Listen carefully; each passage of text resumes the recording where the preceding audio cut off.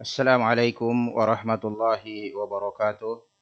Alhamdulillahi hamdan katsiran tayyiban mubarakan fih kama yuhibbu rabbuna wa yarda. Asyhadu an la ilaha illallah wahdahu la syarikalah wa asyhadu anna Muhammadan abduhu wa rasuluh. Amma ba'du. Ma'dziratan ayyatuhat talibat ala adami ma'rifati ana على أن هذا اليوم يكون درس عن طريق مباشر لأن الخبر جاءني متأخرا وبالتالي علينا أن ندرس يعني هذا الدرس وهذه المادة عن طريق نت عن طريق الحاسوب. طيب، والآن نخطو إلى القاعدة السادسة في قواعد أسماء الله تبارك وتعالى. بقي لنا قاعدة واحدة ثم ننتقل إن شاء الله إلى القواعد في صفات الله تعالى. وأنا أذكركن أن حد الاختبار يكون إلى القاعدة السادسة، بمعنى أن سأضع لكن الأسئلة حتى القاعدة السادسة. طيب، طبعا أنا أشرح لكن بلغة الإندونيسية. Kaidah yang keenam, asma'ullah ta'ala ghairu mahsurah bi'adadin muayyan, halaman 12 ya talibat. Nah ini sekedar mengingatkan kepada kita semua bahwasanya sekaya Anda pun apa di dunia ini, sehebat apapun Anda di dunia ini, tetapi jika pengetahuan Anda terhadap akidah Rasulullah, terhadap tauhid itu tidak sempurna, maka tidak sempurna pula iman seseorang. Dan ini berpotensi tentang kebahagiaan seseorang di akhirat. Oleh karena itu dari sinilah kenapa kenapa surga itu bertingkat-tingkat. Dalam riwayat yang sahih itu sebanyak 100 tingkat, karena tingkat pemahaman seseorang terhadap agamanya juga berbeda-beda. Namun Rasulullah sallallahu alaihi wasallam bersabda dalam sebuah hadis yang sahih, "Wa idza sa'altumul jannata fas'al firdausal a'la." Jika kalian meminta surga, mintalah surga firdaus yang tertinggi. Di mana para ulama mengatakan Rasulullah menunjukkan paling tinggi dan pertengahan, sehingga para ulama memberikan gambaran sesuai ijtihad bentuk surga bagaikan lingkaran. Ya, karena untuk itulah bisa dikatakan sesuatu tinggi dan bisa diletakkan di tengah. Nah, terus semangat untuk memahami akidah ini karena sifatnya juga tidak mengenakkan dan tidak butuh kesungguhan yang luar biasa memahaminya. Pertama sudah tidak enak, yang kedua harus sungguh-sungguh lagi. Ya. Nah, oleh karena itu ya talibat, ya, di masa-masa antunna menuntut ilmu seperti ini hendaklah terus berdoa kepada Allah agar jangan sampai diberikan futur ya atau rasa bosan dalam mempelajari jalan menuju surga Allah tabaraka wa taala, karena sungguh kehidupan kita di dunia ini tidaklah terlalu lama. Namun pertanggungjawabannya itu sangat banyak sekali, dan beda pertanggungjawaban di dunia dengan pertanggungjawaban di akhirat. Kaidah yang keenam ya talibat, nama-nama Allah tabaraka wa taala tidak dibatasi dengan jumlah tertentu. Ini ingat ya. Artinya adalah tatkala kita mempelajari atau mengetahui nama-nama Allah Subhanahu wa taala, ya, kita mendapatkan nama-nama Allah Subhanahu wa taala, ketahuilah bahwasanya nama Allah Subhanahu wa taala itu tidak dibatasi dengan jumlah yang tertentu. Paham ya? Nah, ingat dari sini harus dipahami itu. Nah, dengan cara seperti ini, maka kita akan mengetahui kekeliruan sebagian firqah-firqah sesat seperti Asy'ariyah atau Maturidiyah yang menetapkan 7 sifat, kemudian setelah 7 sifat naik menjadi 13 sifat, kemudian terakhir mereka bertemu dengan Maturidiyah di 20 sifat. Sebelumnya sudah kita bahas pada kaidah sebelumnya. Kalau kita perhatikan pada kaidah yang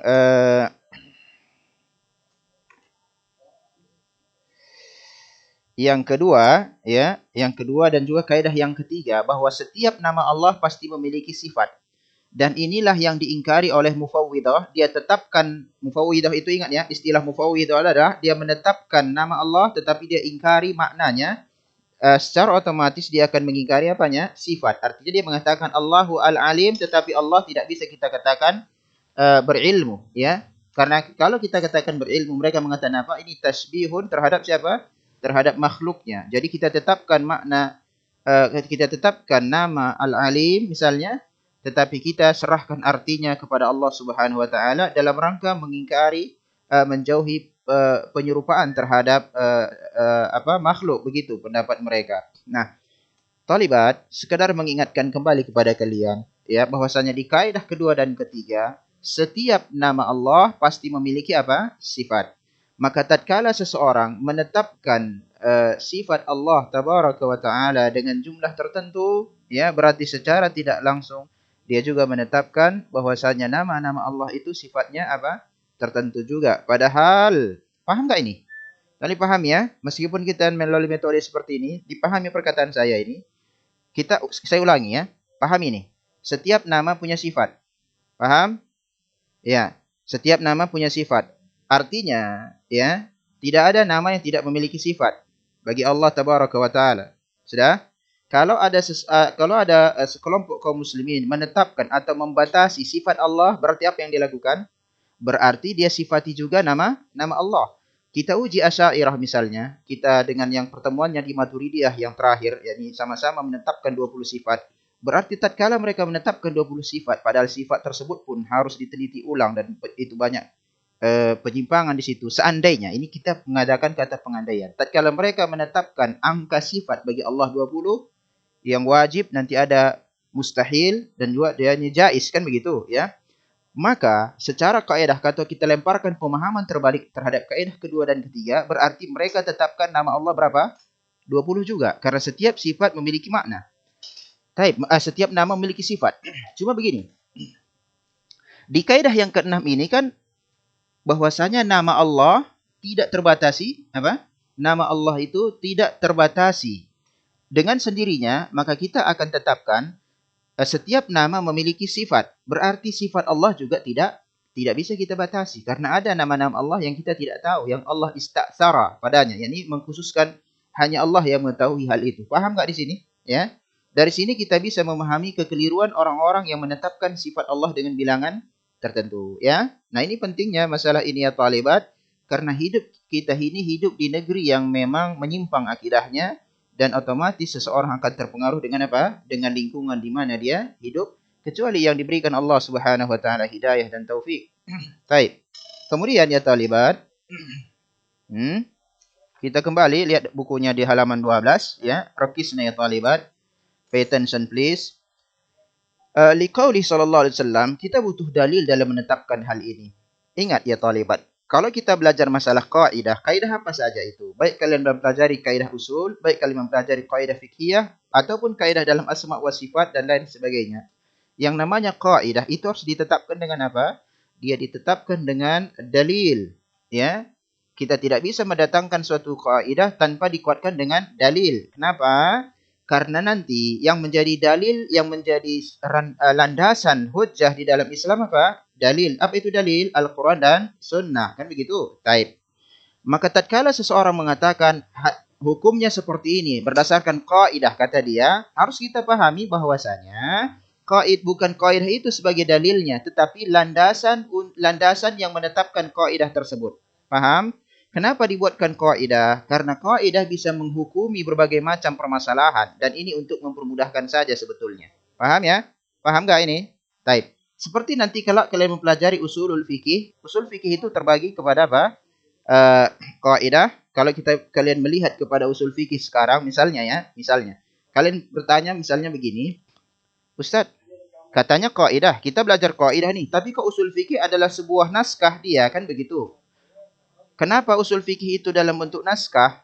Ya, mana kaidahnya Ustadz? Jawabannya adalah di dalam kitab usul misalnya itu ditetapkan kaidah kemudian dilengkapi dengan penjelasan. Harus dibedakan antara ini. Sama dengan ini tatkala kita membicarakan masalah Al-Qawaidul Muslah di buku ini, talibat, Ustaz perhatikan, hati-hati dengan masalah ini. Jangan sempat tatkala saya buatkan soal, siapakah penulis kitab Qawaidul Muslah, atau misalnya saya buatkan soal, ya, misalnya siapakah sebutkan judul buku aqidah yang kalian pelajari hari ini lengkap dengan penulisnya, kalian malah nggak tahu. Berapa banyak kita saksikan bertahun-tahun buku di hadapan di tangan para pelajar, tapi dia tidak tahu siapa apa judulnya, tidak tahu siapa pengarangnya. Hati-hati ya. Artinya ini penting. Jadi judulnya Qaid Muslah, kaidah. Tapi pada faktanya ada naskah di dalam teks, betul? Nah ini yang kita maksudkan. Ada kaidah, ada nusus yang menjelaskan qaid tersebut, dan ini berlaku untuk seluruh keilmuan. Tidak ada istilahnya hanya qaid doang tanpa ada penjelasan. Paham? Nah, di dalam hadis ini disebutkan apa itu landasannya? Landasannya adalah sebuah hadis yang sahih. Rasulullah Shallallahu Alaihi Wasallam bersabda dalam hadis yang masyhur. Talibat, perhatikan. Dalam memahami istilah para ulama, harus kalian lihat ya di buku apa kalian mempelajarinya. Tatkala disebutkan di sini al-hadis al-masyhur, jangan kalian bawakan ke istilah ilmu mustalah hadis yang kalian pelajari. Karena pemahaman hadis masyhur adalah bagian dari hadis ahad yang ada di dalam ilmu mustalah, tidak bisa kita bawakan ke dalam ini, ya, ke dalam satu buku-buku yang lain. Yang dimaksud dengan hadis al-masyhur ini adalah populer, ya, di kalangan ahli ilmu. Berarti maksudnya apa? Hadis ini tidak akan samar bagi para penuntut ilmu. Baik. Apa kata Rasulullah SAW? As'aluka bikulli ismin huwalak. Aku berdoa atau meminta kepadamu ya Allah dengan seluruh nama yang menjadi milikmu, ya, samaita bihi nafsak, yang kau namakan dengannya dirimu, au anzaltahu fi kitabik, atau engkau turunkan nama tersebut di dalam Al-Qur'an, au 'allamtahu ahadan min khalqik, atau engkau ajarkan nama tersebut kepada salah seorang dari hambamu, berarti nabi, ya. Karena nabi yang mendapatkan wahyu itu alibat. Perhatikan ini, ya. Au ista'sarta bihi fi ilmil ghaib indak, atau engkau khususkan nama tersebut dalam ilmu ghaib milikmu. Nah, di sini kita analisis hadisnya talibat, kita ketahui bahwasanya di sini disebutkan yang menjadi titik poinnya, ya. Enggak usah kita panjang lebar nanti menjelaskan hadis, bukan pelajaran akidah lagi namanya ini. Menjadi titik poin di sini adalah perkataannya di yang terakhir, ista'sarta bihi fi ilmil ghaib indaka. Engkau khususkan nama tersebut dalam ilmu ghaib di sisimu. Berarti apa? Ada nama Allah yang memang kita tidak ketahui. Kalau ada nama Allah yang tidak kita ketahui, berarti apa artinya? Nama Allah tidak bisa kita batasi. Jelas dia? Jadi ini adalah penguat untuk kaidah tersebut, ya. Oleh karena itu di paragraf kedua ya talibat, perhatikan apa katanya, wa masta'sarallahu ta'ala bihi fi ilmil ghaib la yumkin li ahadin hasrah walal ihatah bihi. Maka apa saja atau nama Allah yang Allah khususkan bagi dirinya di dalam ilmu gaibnya, maka tidak mungkin seseorang bisa membatasinya, dan juga tidak mungkin ada seseorang bisa menguasainya dengan seluruhnya. Paham di sini enggak? Ya, artinya adalah apabila dikhususkan, ya, Allah mengkhususkan hal itu untuk dirinya, tidak dikabarkan, diberitakan kepada satu orang pun makhluknya, tentu setelah itu seluruh makhluk alam, karena alam adalah makhluk kan gitu. Seluruh makhluk tentu tidak akan bisa membatasi nama-nama Allah tabaraka wa taala. Intinya di sini ada konsep tahu diri lah, konsep tahu diri. Oleh karena itu kita jangan coba-coba menetapkan satu nama Allah Subhanahu wa taala yang tidak disebutkan dengan dalil. Sehingga pada kaidah yang kelima atau keempat kita telah mempelajari bahwasanya dalam menetapkan nama Allah apa yang harus kita lakukan? Harus ditetapkan dengan dalil. Tidak boleh kita berijtihad di situ. Ijtihad tidak boleh dalam menetapkan nama Allah tabaraka wa ta'ala. Oleh karena itu dengan kata ijma' saja tidak boleh. Ijma' adalah sebuah hukum, tetapi ijma' kaum muslimin dalam menetapkan nama Allah itu tidak diterima. Ya, karena ijma' harus dikuatkan dengan apa? Dalil. Contoh, salat wajib. Ijma'. Tapi untuk menetapkan salat itu wajib pakai dalil. Enggak boleh kita mencari ini ijma' begitu saja tanpa dikuatkan dengan dalil. Paham ya? Kemudian ya talibat, perhatikan pada paragraf yang ketiganya. Nah, sekarang ada muncul begini. Ada hadis yang sahih, ya, seakan-akan memiliki dampak kontradiksi di sini. Artinya begini. Adanya kontradiksi itu terkadang muncul di dalam hadis-hadis, ya, atau di dalam Al-Qur'an. Tetapi kontradiksi itu bukan karena zatnya terjadi kontradiksi di situ, tetapi apa?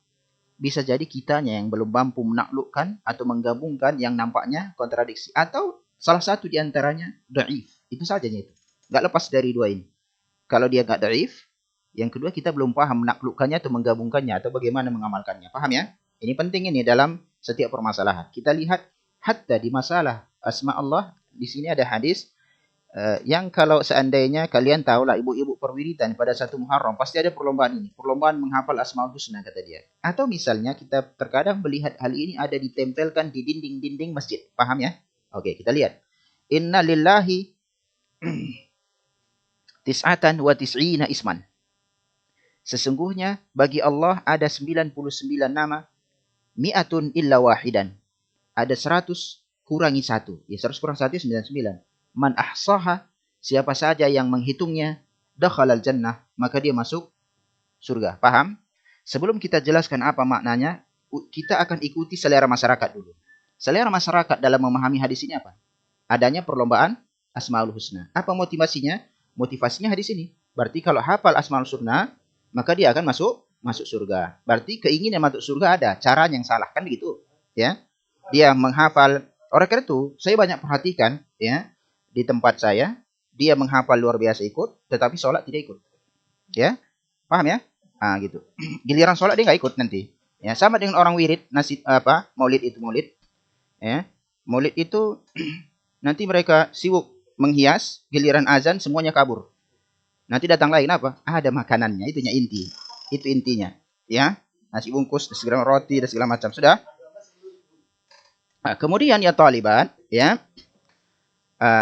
Apa ini maksud dengan barang siapa yang menghitungnya dia masuk surga? Para ulama mengatakan yang dimaksud dengan menghitungnya pertama betul menghafal. Cukup dengan menghafal enggak. Dia harus juga apa? Dia juga harus memahami artinya karena itu yang akan menambah kepada keimanan. Setelah itu yang ketiga, paham 3 proses antum pahami. Diamalkan konsekuensinya. Apa contohnya Ustaz? Salah satu nama Allah Ar-Razzaq. Apa artinya? Maha pemberi rezeki. Konsekuensinya apa? Anda minta rezeki sama Allah. Jangan sama kuburan. Ya. Atau sebagaimana yang dilakukan nelayan, dia sembelih kepala kerbau, ya, kemudian dihanyutkannya di pantai sialang buah supaya apa? Tangkapan ikan banyak.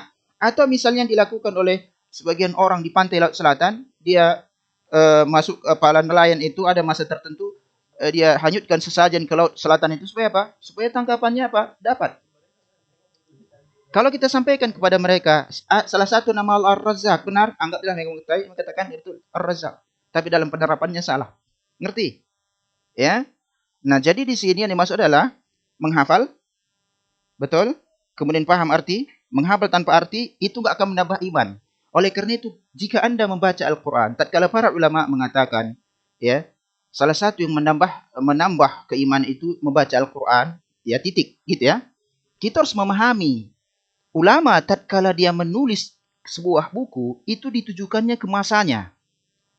Di masanya itu ditulisnya.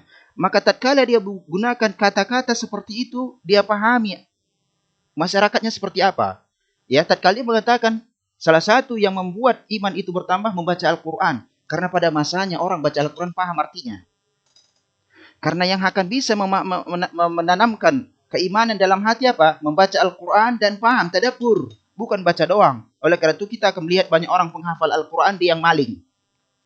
Dia penghafal Al-Quran, dia buat kesyirikan. Dia penghafal Al-Quran, dia adalah ketua bid'ah di tempatnya. Kenapa? Karena dia tidak paham artinya. Menambahi keimanan itu dengan baca Al-Quran, kita tidak bicara masalah pahala, itu hak Allah. Tetapi kalau dalam masalah menambahi keimanan, itu dengan tadabbur. Begitu juga dengan ini.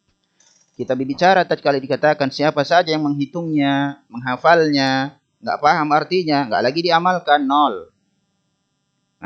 Paham ya? Baik. Ini kan terdapat kontradiksi yang di atas. Bukankah di sini disebutkan 99 Ustaz, sedangkan di atas tadi tidak dibatasi. Bagaimana kita menaklukkan hal ini? Maka penulis di sini mengatakan, "Fala yadullu ala hasril asma'i bihadzal adad." Ini tidak menunjukkan pembatasan nama dengan jumlah 99 ini. Walau kana al-muradul hasru atau al-hasra lakanat al-ibarah. Ibnu Utsaimin mengatakan kalau seandainya yang diinginkan dengan hadis ini adalah sebuah pembatasan, maka ibarat. Apa itu ibarah? Ekspresi, iya kan? Atau perkataan. Tentunya akan dikatakan atau redaksinya tentunya akan berbunyi begini. Inna asma Allahi tis'atun wa tis'una. sesungguhnya nama-nama Allah jumlahnya atau bilangannya 99. Seharusnya seperti ini redaksi hadisnya, bukan malah sesungguhnya Allah memiliki 99 nama. Ya. Memiliki 99 nama. Bukan berarti 99 itu adalah pembatasan. Kalau seandainya dibatasi, niscaya apa dikatakan? Sesungguhnya nama-nama Allah, disebutkan namanya langsung. Sesungguhnya nama-nama Allah 99 nama. Man ahsaha dakhalal jannah. Siapa yang menghitungnya, siapa yang menghafalnya, siapa yang mengamalkannya, masuk surga. Au nahwi dzalik. Paham ya redaksi? Oleh karena itu analisis terhadap redaksi hadis penting. Paham ya? Bagaimana caranya? Kita lihat penjelasan apa? Para ulama. Kita kemudian lihat di paragraf yang berikutnya. Idan, kesimpulannya, makna hadis. Makna hadis tersebut, anna hadzal adada min sya'nihi anna man ahsaha dakhalal jannah. Bahwasanya bilangan 99 yang disebutkan, ya, keadaannya barang siapa saja yang mengamalkannya, barang siapa yang menghafalnya dan mengamalkan konsekuensinya masuk surga. Bukan hanya orang menghafalnya dilombakan kemudian dia mengatakan kami masuk surga berdasarkan hadis ini. Oh enggak, itu pemahaman Anda. Ya. Makanya seandainya orang tidak menghafalnya pun, kalau dia mengamalkan konsekuensi nama-nama Allah masuk surga tidak? Secara hukum kita katakan iya. Ya, kenapa? Mengamalkan konsekuensi agama, mengamalkan agama-agama ini. Ya. Oleh karena itu salah kalau orang mengatakan, misalnya kalian mengkaplingi surga, ya, kalian mengapling negara. Memang sudah dikapling-kaplingkan. Setiap dari kita itu sudah ada bagian di surga, sudah ada bagian neraka. Tinggal lagi adalah apakah mau diambil dua-duanya atau satu. Tentunya satu ya surga, enggak pula di neraka. Kemudian ya taliban, wa ala hada. Berdasarkan hal ini, fayakunu qauluhu man ahsaha dakhalal jannah, maka maksudnya siapa saja yang menghitungnya masuk surga, jumlatan mukammilah lima qablah, adalah jumlah yang menyempurnakan yang sebelumnya. Ini satu kesatuan, bukan bola dua kalimat ya menjadi digabung menjadi satu. Ya. Walaysat mustaqillah, bukanlah kalimat yang menyendiri. Wa nadhiru hadza an taqul, yang seperti ini buat permisalannya, ucapanmu indi mi'ah dirham, saya memiliki 100 dirham. Dirham itu perak ya. A'dadtu halil sadaqah, yang aku persiapkan untuk bersedekah. Berapa? 100 dirham. Fa innahu la yamna an yakuna indaka darahimun ukhra. Ini tidak melarang atau mencegah engkau memiliki uang dirham yang lain. Tatkala saya mengatakan saya akan berinfak 1.000 rupiah. 1.000 udah kalian. 1 juta kita buat. Angka yang besar-besar langsung terlibat. 1 juta misalnya. Apakah artinya uang saya 1 juta doang? Enggak seperti itu konsekuensinya, ya. Yang saya persiapkan segitu, kan begitu, ya. Sama dengan misalnya nanti kalian pelajari sistem pembukuan misalnya. Lalu alokasi dana ke sini sekian. Apakah uang untuk seluruhnya sekian doang? Enggak, untuk ke sana cuma sekian, nah, gitu. Yang lainnya lain lagi, ya, paham ya?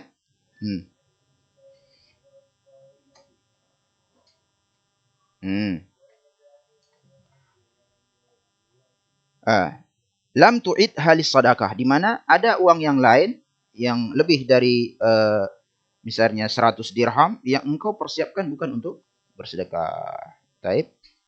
Paham ya?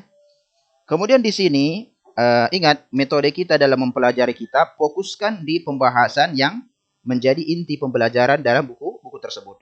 Di paragraf-paragraf berikutnya sudah main dalam ilmu hadis ini. Ini tidak sahih, ini dhaif, dan seterusnya. Ini bagian-bagian ilmu mustalah, jadi kita tidak ambil. Ya. Begitu juga penyebutan beberapa nama-nama rawi di sini. Paham ya talibat? Itu dalam rangka menaklukkan sebuah kitab. Jangan nanti ya pelajarannya pelajaran akidah, namun yang diajarkan ilmu mustalah. Karena apa? Ada pula ilmu mustalah di dalam. Ya, enggak, intinya itu diambil. Selebihnya itu pelengkap. Maka saya katakan tadi, petakan pemahaman buku. Ada kaidah, mana dalilnya, kemudian mana yang berkaitan dengan pembahasan buku tersebut. Sisanya hanya sebuah untuk wawasan saja itu.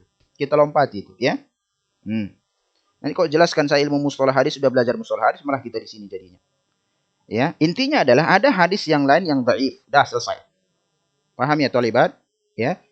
Hadis yang dhaif yang yang ya walam yasih anin nabi ta'inu hadhihi al-asma, berarti artinya tidak ada yang sahih dari nabi penetapan nama-nama bagi Allah tabaraka wa taala. Lalu kita masuk di sini penjelasan ilmu-ilmu mustalah hadis tentang hadis dhaif, kemudian ini ada rawinya yang tertutup dan seterusnya. Ini kita tidak ambil ya. Itu nanti kalian pelajari di ilmu mustalah hadis. Saya nggak tahu masih ada di ini atau barangkali sudah pernah kalian pelajari di kelas 11 ya. Baik. Kemudian ya talibat, di halaman 13 ada sekitar 80 ya. Ya 80 nama yang dikumpulkan oleh Syekh Muhammad bin Shalih Al-Utsaimin dari Al-Qur'an. Kemudian ada sekitar 19 nama ya.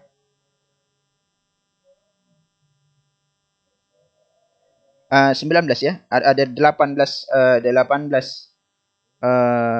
nama dari hadis. Kalau 18 tambah 80 baru 98. Satu lagi mana? Lihat di perkataan beliau, wa in kana indana taraddud fi idkhalil hafi. Kami ragu memasukkan nama al-khafi bagi nama Allah, kata beliau. Oleh karena itu ini yang ke-99, tapi beliau ragu. Ini berdasarkan ijtihad dalam penelitian apa? Ayat-ayat maupun hadis-hadis. Intinya ya talibat, ya, ada 80 disebutkan di halaman 13. Allah, Al-Ahad, Al-A'la, Al-Karam, Al-Ilah, Al-Awwal, Wal-Akhir, Wal-Zahir, dan seterusnya itu ke bawah. Nanti baca ya. Kemudian dari sunnah-sunnah Rasulullah ada Al-Jamil, Al-Jawad, Al-Hakam, Al-Hayy, Al-Rabb, Al-Rafiq, As-Subuh, dan seterusnya. Ya talibat, itu dari nama-nama yang ada di dalam sunnah yang diteliti oleh Syekh Muhammad bin Shalih Al-Utsaimin rahimahullahu ta'ala. Lalu beliau ragu. Kalau beliau ragu, maka dia hanya sebutkan sebuah keterangan nama Al-Hafi dalam firman Allah Subhanahu wa taala surat Maryam 47, innahu kana bi hafiya. Ini dia dalam para ulama atau Syekh Ibnu Utsaimin masih ragu dalam masalah ini, apakah bagian dari nama Allah atau tidak, karena masalah terikat. Kita tidak membahas nama-nama Allah yang sifatnya muqayyad, yang muqayyad, yang diikatkan dengan yang lainnya, talibat, dan itu tidak dimasukkan ya. Nanti akan dipelajari apa fungsinya dia di taqyid ya. Tapi kita tidak ke arah sana sampai materi itu ketemu. Paham? Baik. Alhamdulillah, ini adalah pembahasan kita hari ini ya. Saya yakin sekali kalau penjelasannya di kelas akan panjang lebar, banyak hal yang akan saya sampaikan ya. Namun materi kita hari ini ya adalah pada tanggal hari ini memang ini ya. Sehingga pertemuan kita sekali lagi kita selesai dengan asma wa sifat, nama-nama Allah. Dan ingat ya talibat, sebagaimana dalam pendahuluan tadi saya ingatkan bahwasannya ulangan itu saya ambil dari kaidah yang pertama sampai dengan kaidah yang keenam ini. Ini akan masuk dalam ulangan. Ada kaidah 6 dan akan saya ringkas menjadi 5 soal. Ya, silahkan dihafal kaidahnya, hafal dalilnya, dan pahami isinya. Itu saja sebetulnya di sini. Hafal kaidah, hafal dalil, kemudian pahami isinya. Selesai. Itu saja. Adapun yang berkaitan dengan masalah hadis, berkaitan dengan keilmuan yang lain yang masuk di sini, itu tinggalkan. Kenapa? Karena itu sudah ada ilmu tersendiri mempelajarinya yang kalian tidak akan ditanya tentangnya dalam ulangan. Ya. Baik, naqif indahuna. Wa sallallahu wasallama ala nabiyina Muhammad. Wallahu a'lam. Assalamualaikum warahmatullahi wabarakatuh.